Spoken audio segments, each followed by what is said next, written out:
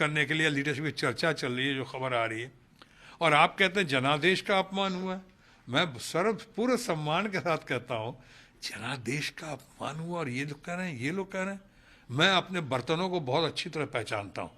मैं 27-28 साल रह चुका हूँ भारतीय जनता पार्टी में, और बहुत मजबूती के साथ वहाँ कैबिनेट मिनिस्टर भी रह चुका हूँ 2 बार। मैं जानता हूँ इन लोगों को बहुत अच्छी तरह से।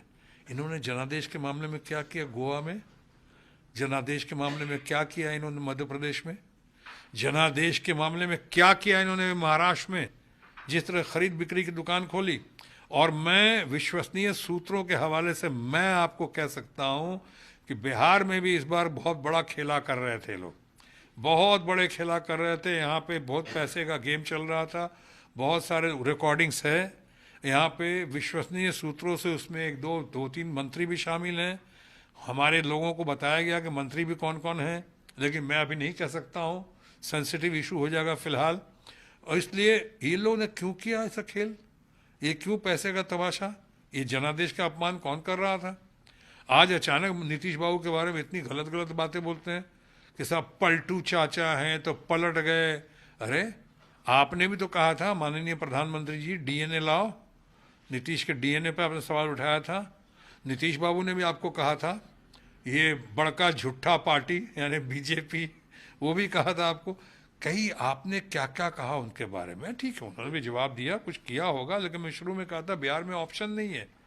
अगर अपोजिशन में जाना है तो आपको अपने परिवार से ही मिलजुल के काम चलाना पड़ेगा, ऑप्शन विपक्ष परिवार से मैं कहता हूं। लेकिन नीतीश कुमार पीएम मटेरियल कहे जा रहे हैं 2024 के लिए। उन्होंने यह तक कर दिया कि 2014 वाले 2024 के बारे में सोचिए वो आएंगे कि नहीं आएंगे। उनकी पार्टी कह रही है कि 2024 में पीएम पद के उम्मीदवार हैं नीतीश कुमार।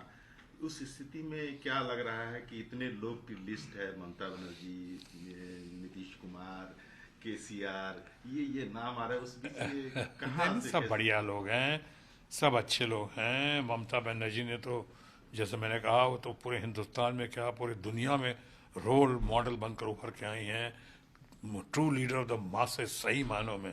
ममता जी की तो फॉलोइंग मैं भी देख चुका हूँ। आज ममता जी के साथ पहली बार उस सीट पे जो आज तक कभी सीट नहीं जीती थी, आसनसोल जहाँ चुनाव लड़ा मैं या लड़वाया गया मुझे, अब वो 3 लाख से ज़्यादा लैंडस्लाइड विक्ट्री करके हम निकलते हैं। तो उसमें मैं तो बहुत बड़ा श्रेय दे रहा हूँ ममता बनर्जी को।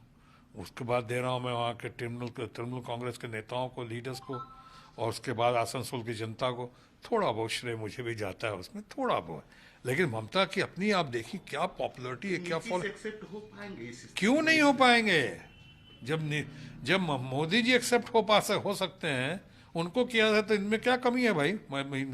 क्या मोदी जी में सींग लगे हुए हैं क्या। हमारे दोस्त हैं, मैं तो जानता हूं उनको अच्छी तरह से, कैसे उनको प्रोजेक्ट किया गया था, कैसे गाड़ी के पीछे लोगों को दौड़ाया गया था, मोदी मोदी मोदी करके लोग दौड़ते थे। हम लोगों ने तो किया था, करवाया था कि कैसे इसका बिल्डअप दो, बिल्डअप दो, बिल्डअप दो इसका, ये करके।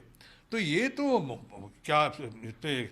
और एक बात और कहता हूं जो मैं पहले भी कह चुका, प्रधानमंत्री तो अगर आपके पास संख्या बल हो, ऑपोजिशन के पार्टी के साथ हो, तो आप भी बन सकते हो, मैं भी बन सकता हूँ, बशर्ते कि विपक्ष का पूरा साथ हो, संख्या बल हो।